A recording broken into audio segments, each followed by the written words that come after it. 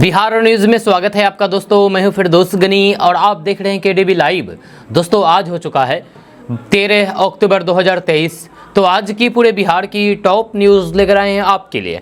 दोस्तों वीडियो शुरू करने से पहले आपको बता दें कि अगर आप नए आए हैं इस चैनल पर तो फिर चैनल को सब्सक्राइब करके बेल आइकन को प्रेस कर दीजिए और साथ ही वीडियो को लाइक कर दीजिए, अपने दोस्तों के साथ शेयर भी कीजिए। तो चलिए शुरू करते हैं आज की पूरे बिहार की टॉप न्यूज़। दोस्तों आज बिहार न्यूज़ की शुरुआत टॉप हेडलाइन के साथ करते हैं। तो बात करते हैं कि आरक्षण का दायरा बढ़ाएगी बिहार सरकार। जातिगत जनगणना रिपोर्ट के बाद सीएम नीतीश कुमार का अभी यह प्लान। नियोजित शिक्षकों का तय हो गया है वेतन, सरकार ने तैयार की नई नियमावली, जाने कितनी मिलेगी सैलरी। बिहार में हुए जातिगत सर्वे का लोकसभा चुनाव पर क्या होगा असर, सर्वे में लोगों के जवाब ने चौंकाया। बिहार में गर्मी का तेवर रहेगा बरकरार, आने वाले 2 दिनों में बदलेगा मौसम का मिजाज। जेडीयू विधायक गोपाल मंडल पर एक्शन, पुलिस प्रशासन ने रद्द किया रिवॉल्वर का लाइसेंस। रघुनाथपुर में हुए ट्रेन हादसे में प्रभावित लोगों को मुआवजा देगी बिहार सरकार। नीतीश कुमार ने की घोषणा, हादसे को लेकर के केंद्र पर साधा निशाना। दुनिया का दूसरा सबसे बड़ा ट्रेन हादसा बिहार में हुआ, जानिए इससे पहले कब कब हुई है ट्रेन दुर्घटनाएं, आगे आपको बताएंगे इस वीडियो में विस्तार से।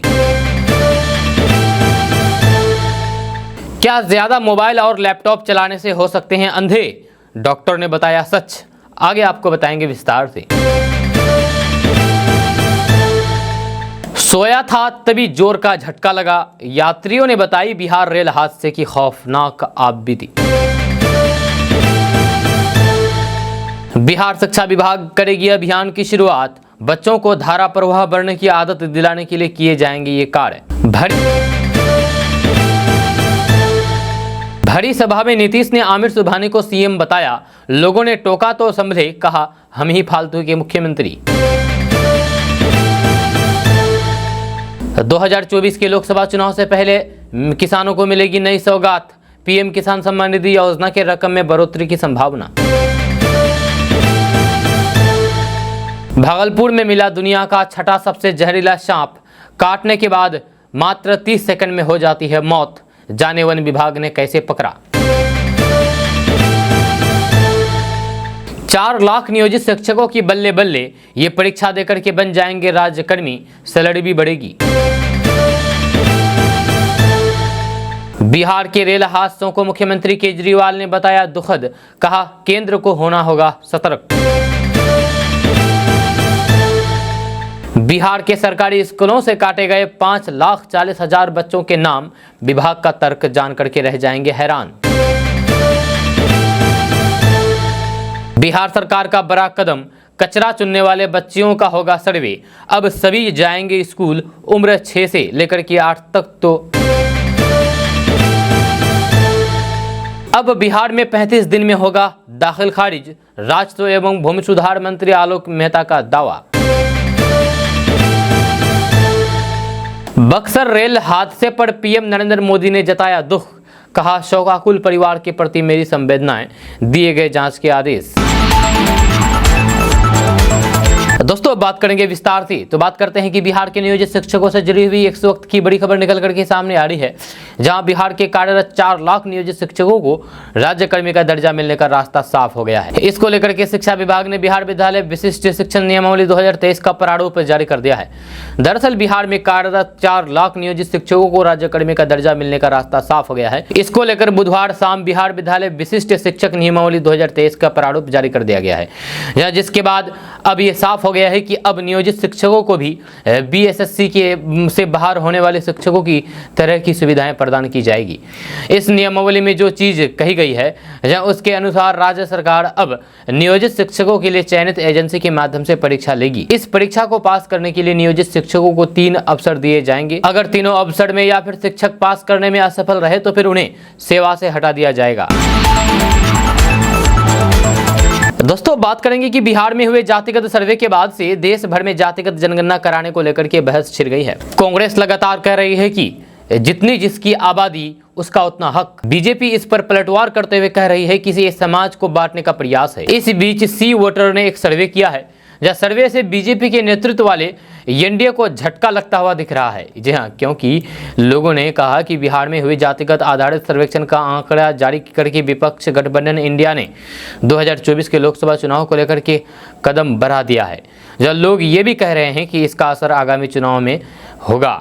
जब बिहार में हुए जाति आधारित सर्वेक्षण के आंकड़े जारी करके इंडिया ने 2024 के लोकसभा चुनाव के लिए अपना पहला कदम बढ़ा दिया है, इस सवाल पर 56% लोगों ने हाँ में जवाब दिया है, तो फिर वहीं 21% लोगों ने नहीं में कहा है। या इसके अलावा 23% लोगों ने कहा कि वे कुछ नहीं कह सकते। सर्वे में दूसरा सवाल ये किया गया है कि बिहार में जातिगत सर्वे का डाटा का कितना असर 2024 के लोकसभा चुनाव में पड़ेगा।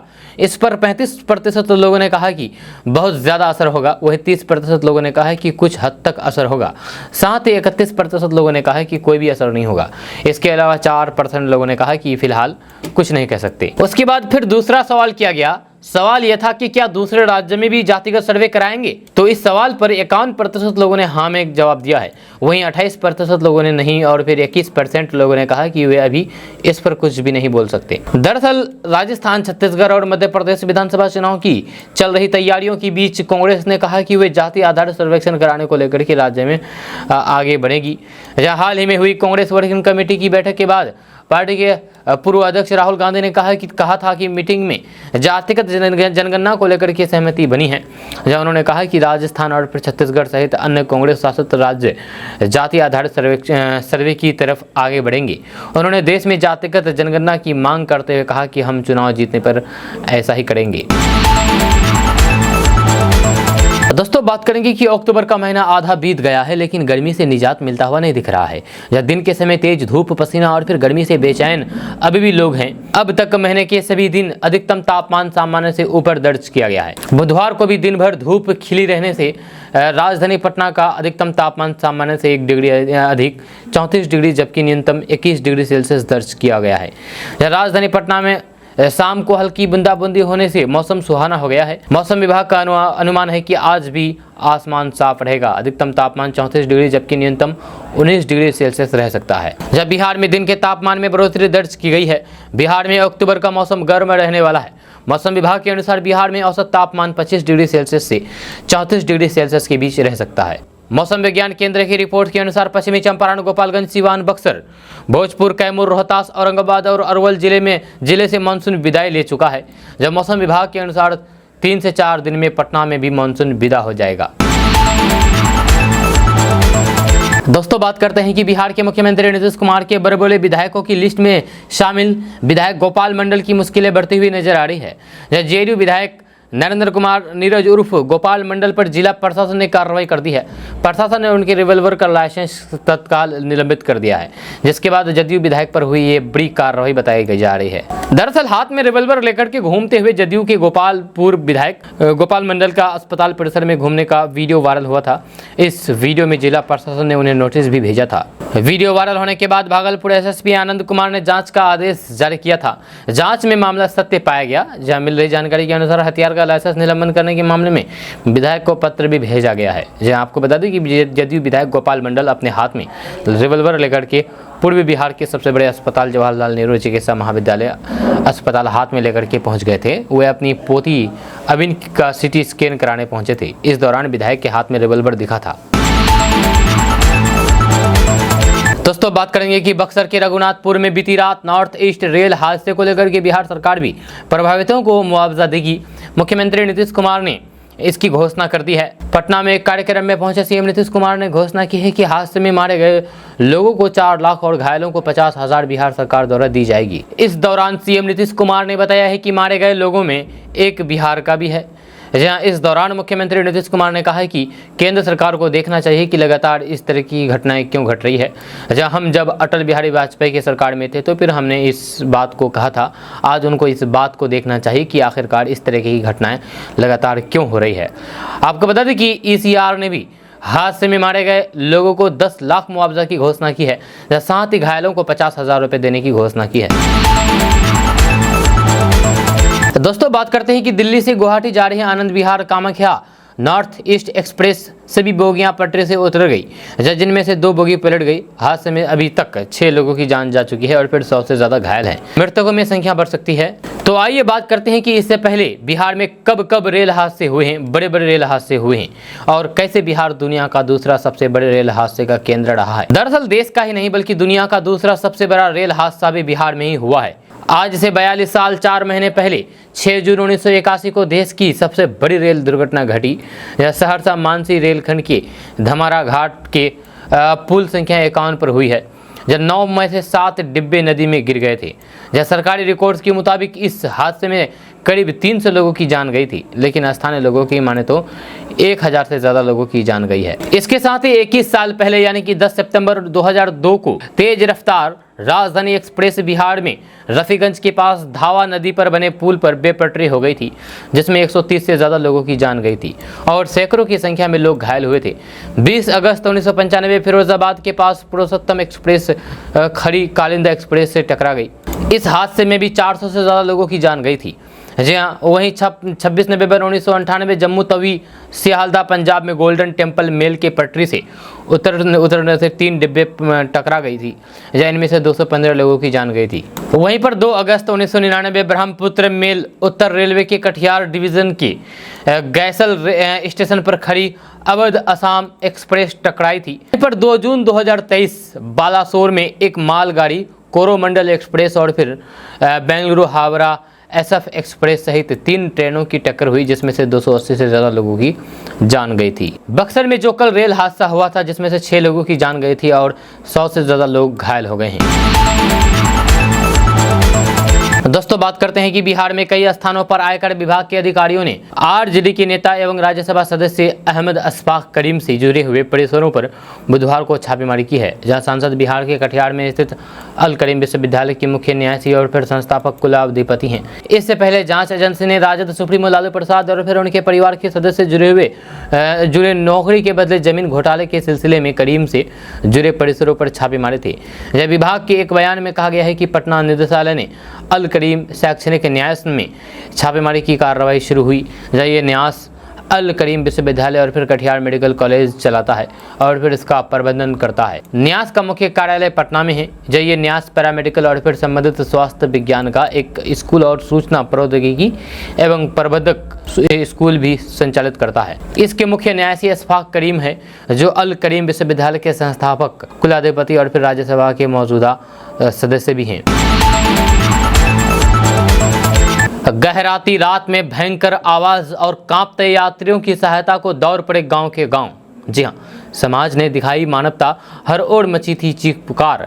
जनरेटर लाकर के रोशनी की व्यवस्था की गई। कोई पानी लेकर के दौड़ रहा है तो फिर कोई एम्बुलेंस पर चल रहा है और घंटे भर बाद प्रशासन पहुंचे।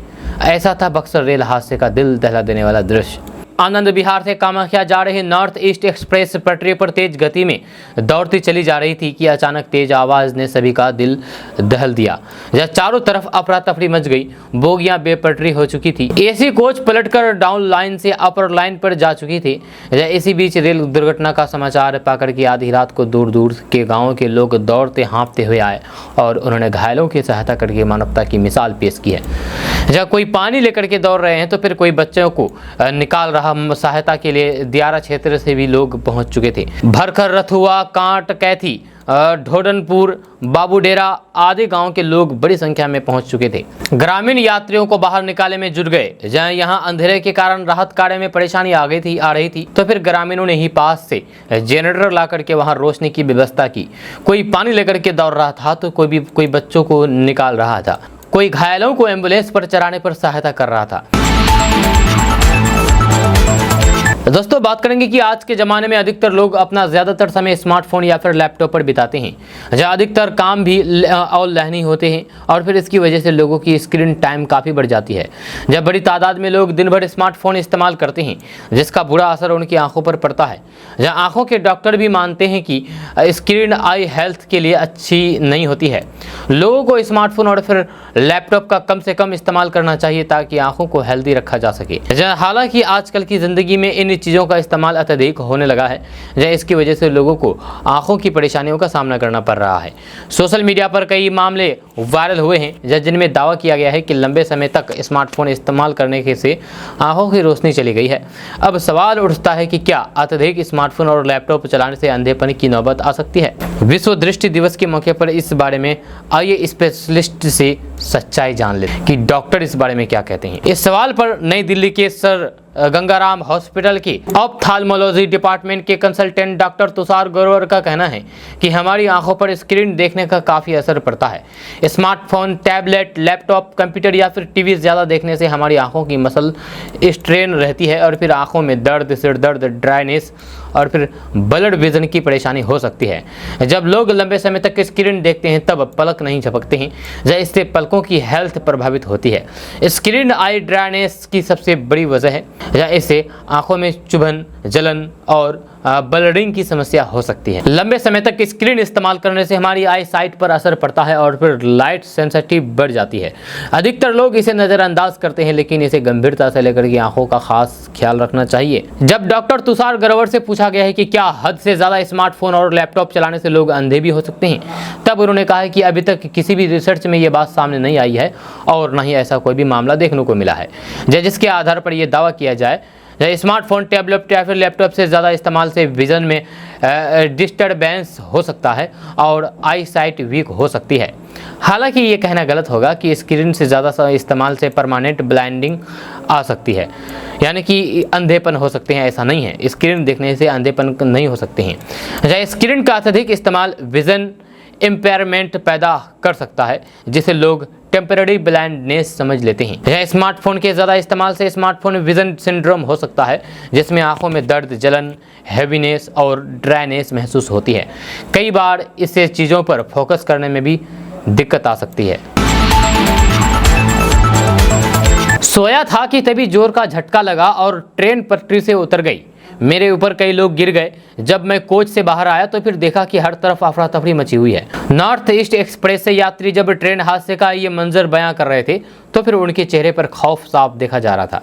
दरअसल बुधवार देर रात बिहार के बक्सर जिले में नॉर्थ ईस्ट एक्सप्रेस के 21 कोच पटरी से उतर गए।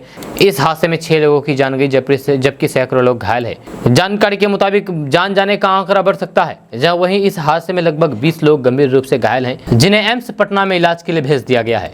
जहां इस हादसे में बचे यात्रियों ने उस खौफनाक पल का दर्द बयां किया है जब मौत उनके बड़े करीब से छू करके निकल गई। एक घायल यात्री ने कहा है कि मैं एसी कोच में था, अचानक एक शोर सुनाई दिया, लोग चिल्ला रहे थे, कई लोग मेरे ऊपर गिरे हुए थे। वहीं एक यात्री ने बताया है कि हम स्लीपर कोच में यात्रा कर रहे थे, तभी अचानक एक आवाज़ सुनाई दी। उस समय ट्रेन की रफ्तार लगभग 70 से 80 किलोमीटर प्रति घंटे की रही होगी। हमने देखा तो फिर ट्रेन के डिब्बे पटरी से उतर गए थे। यह हादसा रात 9:30 बजे से 10:30 बजे के आसपास हुआ। नॉर्थ ईस्ट एक्सप्रेस ट्रेन में यात्रा कर रहे श्रीनिवास पांडे ने कहा कि हादसे के बाद स्थानीय लोग तुरंत यहाँ पहुँचे और फिर हमारी बहुत मदद की। जहाँ हमारे कोच में कोई हताहत नहीं हुआ था, लेकिन कई लोग घायल हो गए हैं। दोस्तों, बिहार पुलिस मुख्यालय ने दुर्गा पूजा समेत आगामी पर्व त्योहार को लेकर के सभी जिलों को अलर्ट जारी कर दिया है। पुलिस कर्मियों की 20 से 29 अक्टूबर तक छुट्टी रद्द हो रहेगी। सभी जिलों में उपद्रव करने वाले संदिग्धों की पहचान की जा रही है तथा लाइसेंस, हथियार का सत्यापन भी कराया जा रहा है। विधि व्यवस्था के प्रमुख पुलिस महानिदेशक संजय सिंह ने बुधवार को बताया है कि दुर्गा पूजा के लिए जिला पुलिस बल के अतिरिक्त पुलिस मुख्यालय के स्तर से 12,500 सिपाही लाए जाएंगे। बिहार विशेष सशस्त्र पुलिस की 33 कंपनी भी प्रतिनियुक्ति की जा रही है। केंद्र से 12 कंपनी केंद्रीय सशस्त्र पुलिस बल का भी अनुरोध किया गया है। इसे पटना, सिवान, मुंगेर, नवादा समेत अन्य संवेदनशील जिलों में प्रतिनियुक्त किया जाएगा। एडीजी ने बताया है कि बीते सालों में पर्व त्यौहार के दौरान जहां तनाव का हालात बने थे, जहां उन जगहों को चिन्हित करके अभी से ही तैयारी शुरू कर दी गई है। एडीजी ने बताया है कि जिलों में होने वाली शांति समिति का पूर्ण गठन करके उसमें युवा और सक्रिय लोगों को जोड़ा जा रहा है। पर्व त्यौहार के दौरान मुख्यालय स्तर पर बने कमांड सेंटर से भी सभी जिलों की केंद्रीकृत मॉनिटरिंग की जाएगी। एडीजी संजय सिंह ने बताया है कि दुर्गा पूजा से पहले 4 लाख से 2,553 उपद्रवियों और फिर संदिग्धों को धारा 107 के तहत चिन्हित किया गया है। इनमें से 2,52,000 लोगों से बॉन्ड भरवाया गया है। दोस्तों, बात करेंगे कि बिहार के राज्यपाल के लिए अब महामहिम संबोधन का इस्तेमाल नहीं होगा। इस संबंध में राज्यपाल के प्रधान सचिव ने राज्य के मुख्य सचिव समेत सभी प्रमुख अधिकारियों को पत्र लिखा है। इसमें लिखा गया है कि महामहिम के स्थान पर राज्यपाल के लिए माननीय संबोधन का इस्तेमाल करें। प्रधान सचिव के द्वारा लिखे गए पत्र में कहा गया है कि अंग्रेजी में हिज एक्सीलेंसी की जगह ऑनरेबल इस्तेमाल होगा। जब माननीय के साथ नाम से पहले श्री या फिर श्रीमती का इस्तेमाल किया जाएगा। इसके अलावा विशेष परिस्थितियों या फिर राजनयिकों से मुलाकात में ही हिज एक्सीलेंसी का संबोधन होगा। इससे पहले उत्तर प्रदेश में राज्यपाल के लिए महामहिम शब्द की जगह माननीय राज्यपाल या फिर राज्यपाल महोदय शब्द का इस्तेमाल किया जाने का फैसला किया गया था। यह यूपी के तत्कालीन राज्यपाल राम नाईक ने प्रोटोकॉल की व्यवस्था में संशोधन करते हुए कहा था कि राज्यपाल के अंतर्गत होने वाले समारोह में तथा राज्य के महानुभावों और फिर राज्यपाल महोदय के बीच होने वाले परस्पर वार्तालाप में महामहिम या फिर हिज एक्सीलेंसी शब्द का प्रयोग नहीं किया जाएगा। अब ये चीज़ बिहार में भी लागू हो गया है। बिहार में भी अब राज्यपाल को महामहिम करके संबोधन नहीं किया जाएगा, अब माननीय करके संबोधन किया जाएगा। दोस्तों बात करेंगे कि बिहार में शिक्षा विभाग की ओर से कई तरह के कार्य किए जा रहे हैं। इसी कड़ी में बच्चों को धारा प्रवाह पढ़ने की आदत दिलाने के लिए अब नए अभियान की शुरुआत की जाएगी। जब बच्चों को धारा प्रवाह पढ़ने की आदत दिलाने के लिए प्रयास किए जाएंगे। इस संबंध में डीपीओ श्याम नंदन ने जानकारी दी है। उन्होंने कहा है कि बिहार के स्कूलों में पठन अभियान की शुरुआत बच्चों की पढ़ने की क्षमता को विकसित करने और फिर उन्हें शब्दों पर बेहतर पकड़ बनाने के लिए आयोजित कराई जा रही है। इससे स्कूली बच्चों की समझ बढ़ने के साथ ही उनकी लेखनी भी बेहतर की जाएगी। जब पढ़ने की क्षमता विकसित कराने के लिए कई तरह की गतिविधियों का आयोजन किया जाएगा, जिससे बच्चों को पढ़ने में आसानी आएगी, साथ ही साथ उनका विकास भी होगा। आपको बता दें कि सरकार की ओर से बच्चों की बेहतर शिक्षा के लिए लगातार कई तरह के प्रयास किए जा रहे हैं। इसी कड़ी में बिहार शिक्षा विभाग की ओर से नए अभियान की शुरुआत की जा रही है। राज्य के सरकारी स्कूलों में पढ़ने वाले बच्चों को किताबें पढ़ने में बढ़िया होने और फिर शब्दों पर बेहतर पकड़ बनाने के लिए शिक्षा विभाग की ओर से विशेष पठन अभियान का शुभारंभ होने जा रहा है। जहाँ बिहार शिक्षा परियोजना परिषद के सहयोग से स्कूलों के शिक्षकों को भी इसके लिए प्रशिक्षण दिया जा रहा है। जहाँ विशेष पठन अभियान कक्षा 1 से 5वीं के बच्चों के लिए आयोजन किया जाएगा। दोस्तों बात करेंगे कि बिहार में मुख्यमंत्री नीतीश कुमार के कैबिनेट में चीफ मुख्यमंत्री का कोई पद है क्या? बिहार में कोई चीफ मुख्यमंत्री नाम का पद सही में बना हुआ है क्या? बिहार में मुख्यमंत्री और उप मुख्यमंत्री के साथ कोई चीफ मुख्यमंत्री भी है? ये बातें हम इसीलिए कह रहे हैं क्योंकि कल खुद मुख्यमंत्री नीतीश कुमार ने एक कार्यक्रम में चीफ मुख्यमंत्री साहब को बधाई दे दी है। जब बिहार के मुख्यमंत्री नीतीश कुमार ने कहा है कि हम तो चाहते हैं कि पंचायत भवन का काम तेजी से हो, लेकिन जितना तेजी से काम होना चाहिए था उतना हुआ नहीं है। यह सबसे बड़ी बात यह है कि विश्व बैंक के लोगों को ही पता चला है कि हम पंचायती राज भवन बना रहे हैं, तो फिर बड़ा खुश हुआ है, तो फिर ये सब हुआ है। ये बातें सब लोगों को मालूम होना चाहिए। अब मेरी जो इच्छा है विभाग और फिर चीफ मुख्यमंत्री जी है, तभी बगल में बैठे अधिकारी ने कहा कि सर चीफ मुख्यमंत्री नहीं, चीफ सेक्रेटरी। उसके बाद मुख्यमंत्री नीतीश कुमार ने कहा कि हाँ अच्छा सचिव महोदय जी भी हैं, मुख्यमंत्री तो हम ही हैं फालतू के। ये कहना है मुख्यमंत्री नीतीश कुमार का। वहीं इस कार्यक्रम को संबोधित करते हुए नीतीश कुमार ने कहा कि बिहार में हमने जो काम शुरू किया उसका आजकल लोग नाम लेते हैं। जैसे साइकिल योजना का उदाहरण दिया, गाँव-गाँव में सड़कों का जाल बिछाया। आजकल आने जाने में जितनी सुविधाएं हो रही है, जो काम शुरू किया गया है उस काम को भूलना नहीं चाहिए। आजकल तो लोग अंड भंड बोलने लगता है।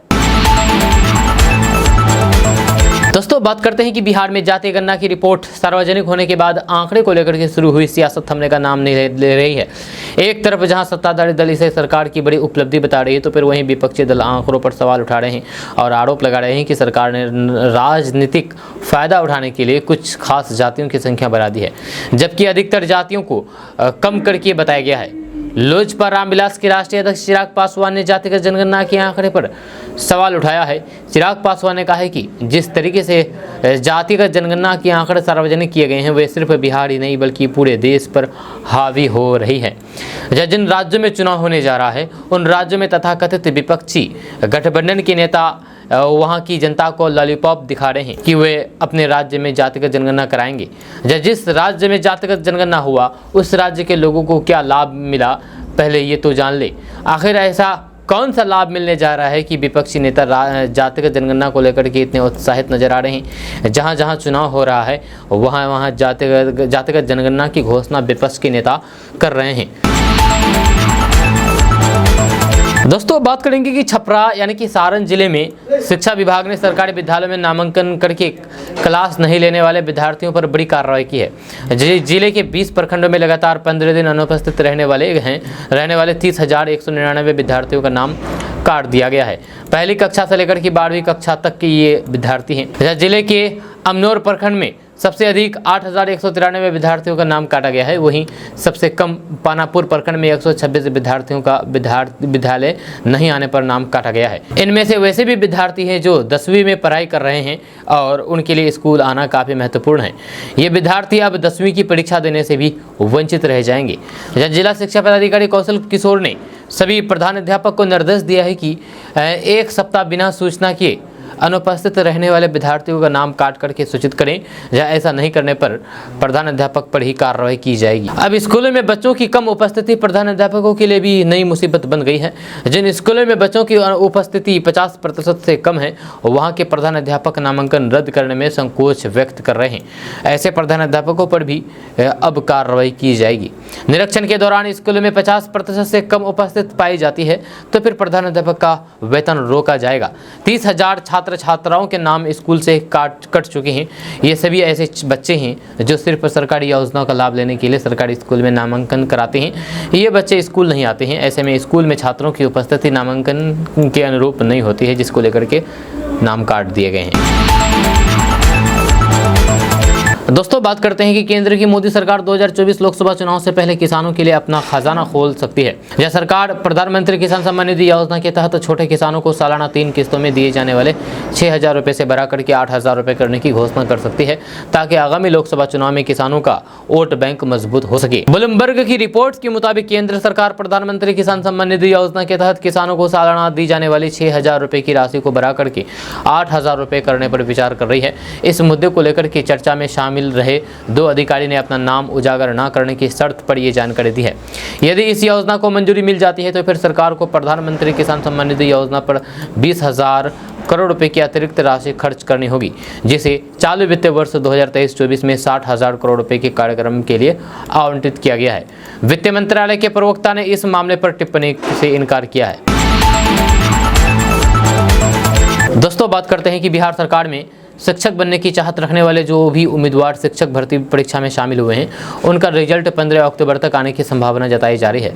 जहां बिहार लोक सेवा आयोग यानी कि बीपीएससी शिक्षक भर्ती का रिजल्ट आधिकारिक वेबसाइट www.bpsc.bih.nic.in पर घोषित किए जाएंगे। जहां बिहार लोक सेवा आयोग यानी कि बीपीएससी स्कूल शिक्षक भर्ती परीक्षा 24, 25 और 26 अगस्त 2023 को 2 पालियों में आयोजित की गई थी। ये परीक्षा सुबह 10 बजे से दोपहर 12 बजे तक और फिर दोपहर 3:30 बजे से 5 बजे तक आयोजित की गई थी। परीक्षा राज्य भर के यानी कि पूरे बिहार के विभिन्न परीक्षा केंद्रों पर आयोजित की गई थी। जो भी उम्मीदवार इस परीक्षा के लिए शामिल हुए हैं वह इस लिंक पर जाकर के अपना रिजल्ट चेक कर सकते हैं। दोस्तों बात करते हैं कि जातिगत जनगणना के मुद्दे के बाद अब बक्सर रेल हादसे को लेकर के केंद्र और बिहार सरकार में फिर से ठनती हुई नजर आ रही है। जिस तरीके से मुख्यमंत्री नीतीश कुमार ने बक्सर रेल हादसे को लेकर के केंद्र पर निशाना साधा है कि उन लोगों को काम है कैसे बेहतर करना है। मुख्यमंत्री का यह बयान केंद्रीय मंत्री गिरिराज सिंह को नागवार गुजरा। नीतीश कुमार के कमेंट पर बीजेपी के फायर ब्रांड नेता और केंद्रीय मंत्री गिरिराज सिंह ने रिएक्ट करते हुए कहा कि मुझे बिहार के मुख्यमंत्री की उस बात पर बेहद दुख होता है जिसमें उन्होंने कहा कि ये मेरा काम नहीं है, रेल मंत्रालय का है। इस दौरान गिरिराज सिंह ने नीतीश कुमार सरकार की तरफ से प्रभावितों को मुआवजा देने की घोषणा पर कमेंट करते हुए कहा कि उन्हें खैरात बांटने की जरूरत नहीं है। गिरिराज सिंह ने कहा कि बक्सर रेल हादसे की सूचना मिलते ही रेलवे ने तत्परता दिखाई, वहीं स्थानीय लोगों ने भी पूरी मदद की है। रेलवे ने सभी यात्रियों को गंतव्य स्थान के लिए रवाना कर दिया है। जो घायल है उनका इलाज जारी है और उन्हें 50,000 रुपये चेक दिए जा चुके हैं।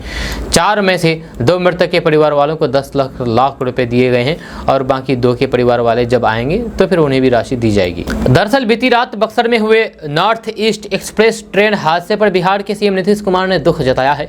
यह हादसे में जान गंवाने वालों के परिवार वालों को 4 लाख और घायलों के लिए उन्होंने तुरंत ही 50,000 मुआवजे का ऐलान किया। हालांकि इस दौरान सीएम नीतीश कुमार ने रेलवे मंत्रालय और केंद्र सरकार पर निशाना भी साधा है, जहां उन्होंने कहा कि ये काम रेलवे का है, लेकिन हमारे लोगों ने रात में लोगों की सहायता शुरू कर दी है। इस दौरान उन्होंने अपने रेल मंत्री के कार्यकाल की चर्चा करते हुए कहा कि उस समय कितना बेहतर कार्य होता था, आज काम कुछ भी नहीं हो रहा है।